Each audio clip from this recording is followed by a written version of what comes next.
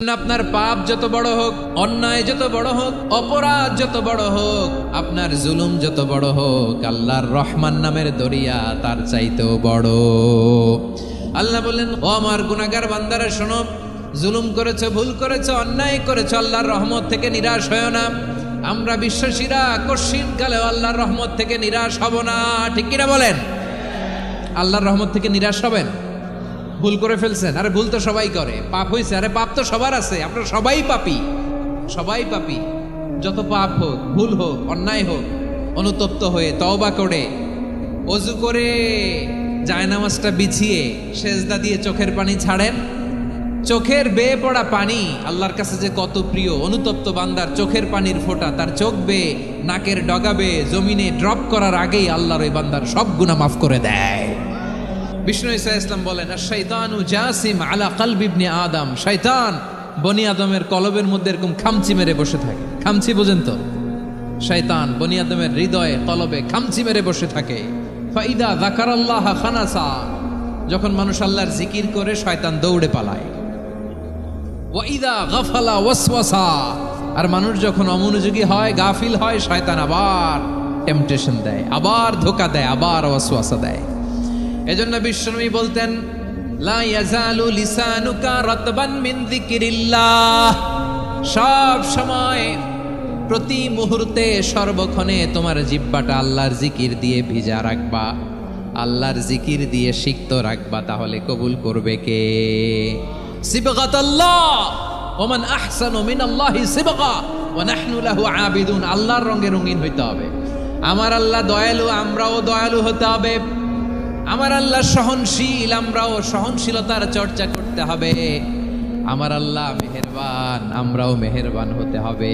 বিষ্ণু ঈসা ইসলাম আল্লাহর এই চমৎকার সুন্দরতম নামগুলো ধরে ধরে আল্লাহর কাছে চাইতেন। আপনি যখন দোয়া করবেন, আল্লাহর নামগুলো ধরে যদি দোয়া করেন, আল্লাহ ওই দোয়া ফিরায় দেয় না। সুবহানাল্লাহ বলেন।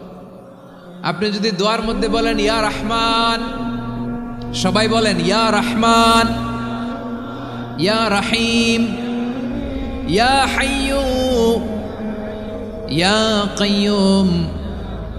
আল্লাহর চমৎকার নামগুলো ধরে ধরে যদি আল্লাহর কাছে ফরিয়াদ করেন, আল্লাহর নামগুলো ডাকেন, আপনার দোয়া মুহূর্তেই কবুল করবে কে? আল্লাহ তাআলা বলছেন, হুয়াল্লাহুল্লাযী লা ইলাহা ইল্লা হুয়া আলিমুল গায়বি ওয়াশ শাহাদাতি হুয়ার রহমানুর রহিম। আল্লাহ বলেন, হুয়াল্লাহ, তিনি হলেন আল্লাহ, আল্লাযী লা ইলাহা ইল্লাহু, তিনি ছাড়া কোনো ইলাহ নাই। আছে নাকি? বারোয়াখালীবাসী আওয়াজ করে বলেন তো দেখি, আমাদের ইলাহ কয়জন? আরো জোরে বলেন। একজন হইলে ভালো না বেশি হইলে ভালো? ওয়া ইলাহুকুম ইলাহু ওয়াহিদুন লা ইলাহা ইল্লা হুয়ার রহমানুর রহিম। আল্লাহ বলেন, তোমাদের ইলাহ হলো একজন, তিনি ছাড়া কোনো ইলাহ নেই, তিনি দয়াময়, তিনি মেহেরবান। ইলাহ যদি একজন না হয়ে দুইজন হতো, ঝামেলা আছে না নাই? লাউ কানা ফীহিমা আলিহাতুন ইল্লাল্লাহু লাফাসাদাতা। আকাশ এবং জমিনের মধ্যে ইলাহ একজন না হয়ে যদি মাত্র দুইজন হতো, আকাশ জমিন ভেঙে খান খান হয়ে যেত। ঠিক কিনা বলেন? দুইজন ইলাহ হইলে খান খান হয়ে যেত। আমাদের রব একজন হইলে ভালো না বেশি হইলে ভালো? কথা বুঝতেছেন? আরে একজনেরই তো মন জোগায় চলতে পারি না, ঠিক কিনা? হ্যাঁ, একজন, তিনি যে আদেশগুলো দিয়েছেন, আমাদের দুর্বলতার কারণে আমরা তো পারি না। যদি 10 জন হইতো, ওই 10 জনরে হ্যাপি করতে পারতাম, তাদেরকে স্যাটিসফাই করা যেত এত সহজে। 10 জনের 10 নিয়ম থাকতো। একজন বলতো আমার সেজদা দিবি সকালে, আরেকজন বলবে আমার জন্য নামাজ পড়বি 3 বার, আরেকজন বলবে আমার জন্য যাকাত দিবি এতবার, আরেকজন বলতো আমার জন্য কুরবানি দিবা এতবার। তাহলে আমাদের জন্য কঠিন হয়ে যেত, ঠিক কিনা? যদি ইলাহ একজন না হয়ে একাধিক হতো, একজন বলতো না আমি মহাবিশ্ব এভাবে চালাবো, আরেকজন বলতো না আমার মন চায় এভাবে, আমি এভাবে চালাবো, একজন বলতো সূর্য আমি পূর্ব দিকে উঠাবো, আরেকজন বলতো না আমি দক্ষিণ দিকে উঠাবো, আরেকজন বলবে না আমি উত্তর দিকে উঠাবো। এরকম আছে না নাই? ঝামেলা লেগে যেত। এজন্য বেশি রব হইলে আমাদের জন্য ঝামেলা, খোদা বেশি হইলে আমাদের লস। একজন হওয়াতে আমরা বেঁচে গেছি। বারুয়াখালীবাসী আওয়াজ করে না, কথা বলে না। রব খোদা একজন হওয়াতে আমাদের সুবিধা হয়েছে না? এজন্য আল্লাহ বলেন লা ইলাহা ইল্লাহু, তিনি ছাড়া তোমাদের কোনো ইলাহ নাই, তিনি একজন। লা ইলাহা ইল্লাহু আলিমুল গায়বি ওয়াশ শাহাদা, তিনি প্রকাশ্যেরও মালিক অপ্রকাশ্যেরও মালিক। তিনি যেটা ওপেন এটাও জানেন, যেটা গোপন সিক্রেট ওইটাও জানেন। আলিমুল গায়বি ওয়াশ শাহাদা, তিনি গায়েবের মালিক, গায়েবের জ্ঞানী, যেটা দেখা যায় না, অদৃশ্য, জানা নাই, এটাও তিনি জানেন। এগুলো জানতে তার কোনো মাধ্যমের প্রয়োজন হয় না। অতীতে কি হয়েছে, বর্তমানে কি চলছে, ভবিষ্যতে কি হবে, সব তার জ্ঞানের ভেতরে আছে না নাই? এজন্য আল্লাহ বললেন আলিমুল গায়বি ওয়াশ শাহাদা, তিনি গায়েবের জ্ঞান রাখেন, তিনি দৃশ্য জগতের জ্ঞান রাখেন, তিনি প্রকাশ্য জগতের জ্ঞান রাখেন, তিনি গোপন জগতের জ্ঞান রাখেন। তার কাছে কোনো কিছু গোপন নাই, ঠিক কিনা বলেন? ওয়ার রহমানুর রহিম, তিনি হলেন দয়াময়, তিনি হলেন মেহেরবান। এই যে শুরু হলো 14 নামের প্রথম দুইটা, আর রহমান আর রহিম। ওয়ার রহমানুর রহিম, তিনি হলেন the most gracious, the most merciful, তিনি দয়াময়, তিনি অতিশয় মেহেরবান। সুবহানাল্লাহ বলেন। তার দয়ার কোনো শেষ নাই, তার মায়ার কোনো শেষ নাই। আল্লাহ, তাহলে 14টা নামের মধ্যে কয়টা পাইলাম? একটা কি? আর রহমান। বারোয়াখালীবাসী বুঝে থাকলে আওয়াজ করে বলেন, প্রথমটা কি? 2 নাম্বার আর রহিম। আওয়াজ করে বলেন 2 নাম্বার। আওয়াজ করে সবাই গলা ছেড়ে দিয়ে উত্তর দেন তো, প্রথম নামটা কি? দ্বিতীয় নামটা? আর রহিম। রহমান আল্লাহর one of the major names, আল্লাহর মৌলিক নামগুলোর মধ্যে গুরুত্বপূর্ণ একটা নাম হচ্ছে রহমান। গুরুত্বপূর্ণ নাম কি? রহমান, দয়ার সাগর, মায়ার সাগর। রহমানুন ফিদ দুনিয়া ওয়া রহিমুন ফিল আখিরা। এই দুনিয়ার জন্য আল্লাহ রহমান, দুনিয়াতে আল্লাহ সবাইরে দয়া করে, কাফিররাও করে, মুসলিমরাও করে। আর আখিরাতের জন্য তিনি রহিম, সেখানে কাফির মুশরিকদের জন্য আল্লাহর পক্ষ থেকে কোনো দয়া থাকবে না। চিল্লায় বলেন ঠিক কি না? এজন্য আল্লাহ বললেন আমার মৌলিক একটা নাম হলো রহমান। আল্লাহর পরে অন্য কোন নাম দিয়ে যদি তোমরা আমার নাম প্রকাশ করতে চাও, জপতে চাও, ডাকতে চাও, তোমরা রহমান নামে ডাকো। রব্বুল আলামিন ইরশাদ করেন, কুলিদুল্লাহ আউইদুর রহমান আইয়াম্মা তাদউ ফালাহুল আসমাউল হুসনা। আমাকে আল্লাহ নামে ডাকো, কিংবা আমি আল্লাহকে রহমান নামে ডাকো, যে নামেই ডাকো না কেন আমার আছে অনেকগুলো সুন্দর সুন্দর নাম। যে নামেই ডাকো আমি শুনি, ডাকলেই আমি সাড়া দেই। সকালে ডাকলেও সাড়া দেই, দুপুরে ডাকলেও সাড়া দেই, মাঝরাতেও যদি আমরা বিপদে পড়ি ডাকলে আমাদের ডাকে সাড়া দেয় কে? সবাই বলুন তো, সাড়া দেয় কে? আবার বিশ্বনবী যখন মক্কায় দাওয়াত দিচ্ছিলেন, তিনি মাঝে মাঝে আল্লাহর নাম বলছিলেন, মাঝে মাঝে তিনি রহমান নাম বলছিলেন। যখন তিনি বললেন ওয়াইদা কিলা লাহুমুসজুদু লিররহমানি ক্বালু ওয়ামার রহমান। বিশ্বনবী মক্কায় যখন মক্কার কাফিরদেরকে, কুরাইশদেরকে বলল তোমরা রহমানকে সেজদা দাও, রহমানের ইবাদত করো, রহমানের জন্য সেজদায় লুটিয়ে পড়ো। মক্কাবাসী বলে রহমান আবার কে? রহমান রে তো চিনি না। রহমানকে? আল্লাহ চিনি, রহমান চিনি না। মক্কাবাসী কি বলে? কারে চিনে? আল্লাহরে চিনে। কারে চিনে না? রহমান কে তো চিনি না। রহমান আবার কোত্থেকে আসলো? কে Rahman? Who is this Rahman? যখন তারা বলে রহমান রে চিনি না, আল্লাহর গায়রতে আঘাত লেগেছে। আল্লাহ বলে রহমান রে চিনো না, না?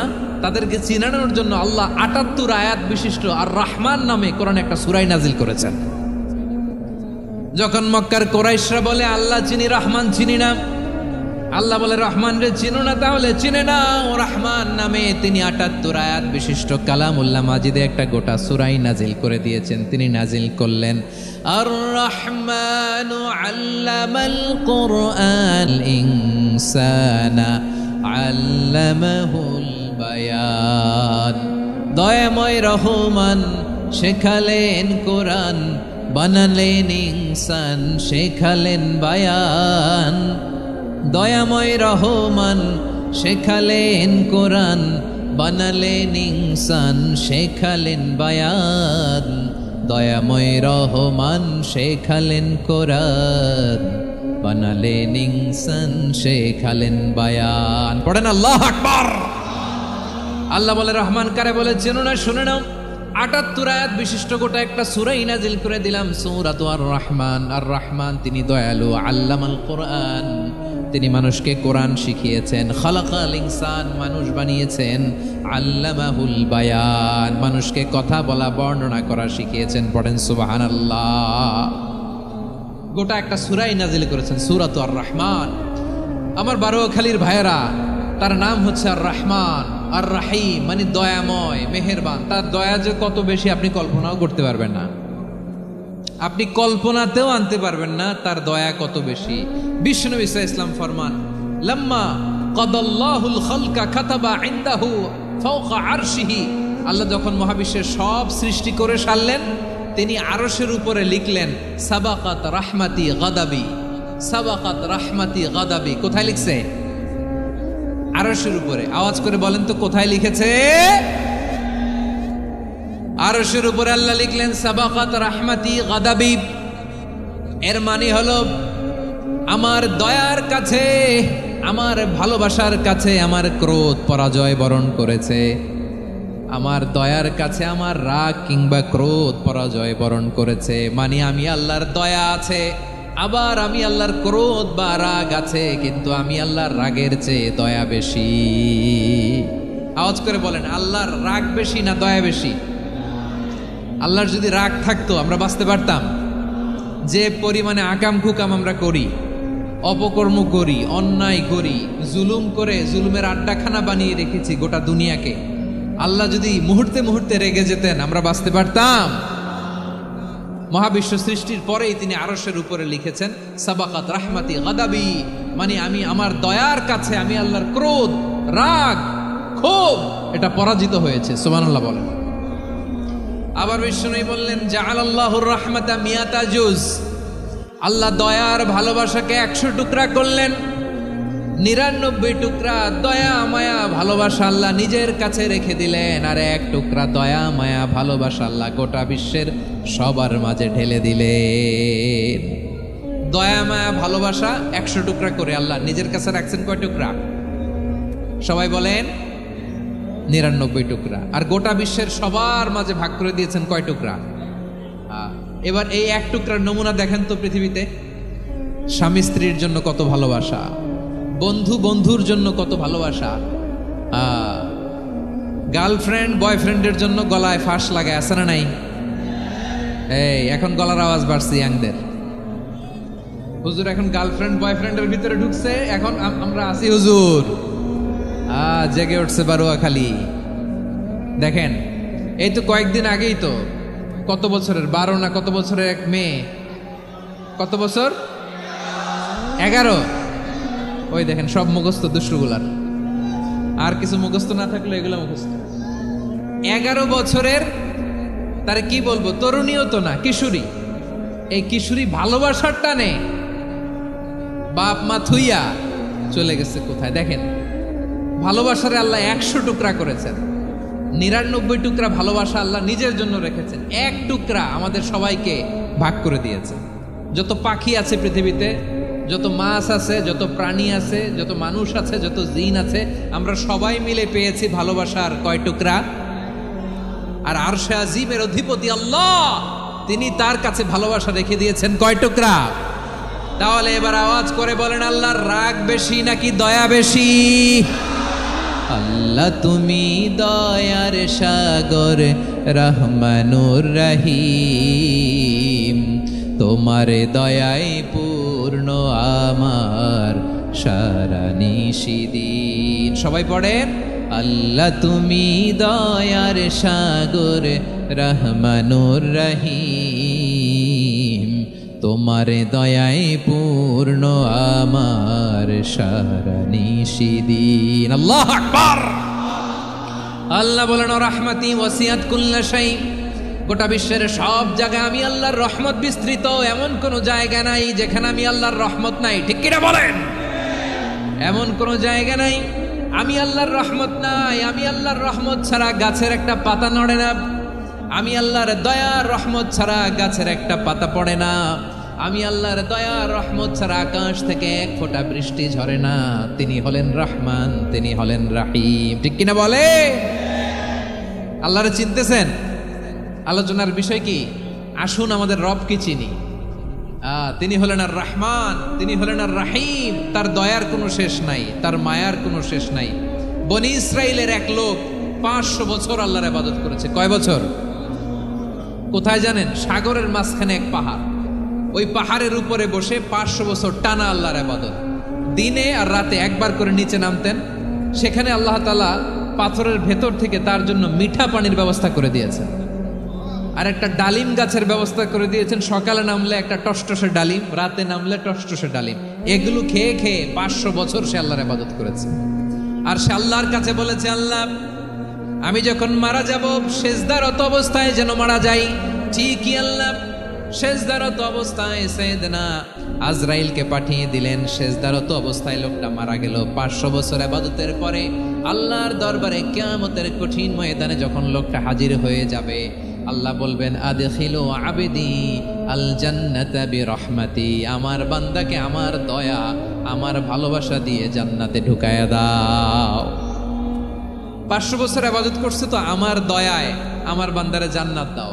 এই বান্দা বলে, বালবি আমালি, আল্লাহ তোমার দয়া লাগবে কেন? আমি আমার আমল দিয়ে জান্নাতে যেতে চাই। কি দিয়ে? কথা বুঝে নাই বোধহয়। আল্লাহর এই বান্দা কি দিয়ে জান্নাতে ঢুকতে চায়? আমল দিয়ে। আল্লাহ বলছে, আমার দয়ায় আমার বান্দারা জান্নাতে নিয়ে যাও ফেরেশতারা। এ বলে, আল্লাহ তোমার দয়া লাগবে কেন? সেজদা তো কম দেই নাই, জিকির করতে করতে 500 বছর শেষ করে দিলাম, আবার তোমার দয়া লাগবে? আমি তো আমার আমলেই জান্নাতে যেতে পারি। আল্লাহ বলবেন, তাই ঠিক আছে, আমি চাইলাম দয়া দিয়ে জান্নাত দিব, তুমি চাইলে আমল দিয়ে ঢুকবা, ঠিক আছে, তোমার আমল আর আমার যে দয়া দুইটার একটু মাপ দেই। তোমার 500 বছরের ইবাদত এক পাল্লায় রাখো। আর আল্লাহ বললেন, আমি যে দয়া করে এই দুনিয়ার নাজ নেয়ামত বিউটি সৌন্দর্য দেখার জন্য তোমার 2টা চোখ দিয়েছিলাম, 2টা নয়, একটা চোখ আরেক পাল্লায় রাখো। রাখা হবে, দেখা যাবে ওই 500 বছরের ইবাদত হালকা হয়েছে, আর মুহূর্তের মধ্যে আল্লাহর দেয়া একটা চোখের নেয়ামত ভারী হয়ে গিয়েছে। আল্লাহ বলবেন, তোমার কথা মতো মাপ দেয়া হলো, এবার ফলাফল দেখো, হিসাব বলে তুমি এখন জাহান্নামে যাবা। Go to the hell fire, যাও এবার জাহান্নামে যাও। মাপ জোখে যখন আসছো আমার সাথে হিসাব ক্যালকুলেশন, যাও তুমি এবার জাহান্নামে যাবা। এবার লোকটা কাচুমাচু করে বলে, আল্লাহ আমি বুঝি নাই, আল্লাহ আমি বুঝতে পারি নাই, খেয়াল করি নাই, তুমি আমারে ক্ষমা করো, তুমি আমারে মাফ করো। ও আল্লাহ, এবার আমি টের পেয়েছি, এবার আমি বুঝতে পেরেছি, তোমার দয়া ছাড়া দুনিয়ায় কেউ জান্নাতে যেতে পারবে না, কেউ পারবে না। আল্লাহ বললেন, ওরে গোলাম, তুই তো কিছুই ছিলি না, অস্তিত্বহীনতা থেকে তোরে অস্তিত্বে আনলো কে? ওই ছোট্ট শুক্রাণু থেকে মায়ের পেটে 9 মাস ধরে খাবার দিয়েছে কে? আবার সুস্থতার সাথে দুনিয়ার বুকে তোরে ডেলিভারির ব্যবস্থা করে দিল কে? আবার তোর মায়ের বুকের ভেতরে 2টা খাবারের লাইনের ব্যবস্থা করে দিল কে? আবার তোকে শৈশব পেরিয়ে কৈশোর পেরিয়ে তারুণ্য, তারপরে যৌবন, এগুলো দান করলো কে? তার চেয়ে বড় কথা, পাহাড়ের মাঝখানে, সাগরের মাঝখানে 500 বছর ইবাদত করার শক্তি তোর গায়ে দিয়েছে কে? এই সাগরের মধ্যে লোনা পানি, লবণের পানি মুখে দেয়া যায় না, সেখান থেকে আমি পাহাড়ের ভেতর থেকে মিঠা পানির ব্যবস্থা করে দিলাম। ওই জায়গায় তোরে রিজিকের বন্দোবস্ত করলো কে? সকাল বিকাল 2 বেলা টসটসে ডালিম খাওয়ার ব্যবস্থা করে দিল কে? তোর আবদার ছিল, আল্লাহ আপনি আমার সেজদারত অবস্থায় রুহু কবজ করবেন, তোর শেষ আবদারটাও পূরণ করেছে কে? ও গোলাম, আমার রহমতের তুলনায়, আমার নেয়ামতের তুলনায় তোর 500 বছরের ইবাদতের কোনো ওজনই হবে না। গোটা বিশ্বের কেউ কোনোদিন আমার জান্নাতে ঢুকতে পারবে না আমি আল্লাহর দয়া ছাড়া। হুয়ার রহমানুর রহিম, তিনি দয়াময়, তিনি মেহেরবান। জিব্রাইল আলাইহিস সালাম বিশ্বনবীর এই লম্বা হাদিসটা যখন শোনালেন, আমি যা যা বলছি এটা বিশাল এক হাদিসের অনুবাদ। বললেন, ইয়া মুহাম্মদ, এই দুনিয়ার সবটাই চলে আল্লাহর রহমত দিয়ে। হাদিসের শেষ কথা, সব চলে আল্লাহর কি দিয়ে? তখন বিশ্বনবী সাহাবাদের বললেন, ও সাহাবারা শোনো, আল্লাহর জান্নাতে কেউ কোনোদিন প্রবেশ করতে পারবে না তার রহমত ছাড়া। সাহাবারা বললেন, ইয়া রাসূলুল্লাহ, আপনিও না? আপনিও কি আল্লাহর রহমত ছাড়া প্রবেশ করতে পারবেন না? বিশ্বনবী বললেন, না, আমিও না। আমি বিশ্বনবীও আল্লাহর জান্নাতে আল্লাহর রহমত ছাড়া ঢুকতে পারবে না। তবে কিয়ামতের দিন আল্লাহর রহমত আমার চারদিকে বেষ্টনী দিয়ে থাকবে।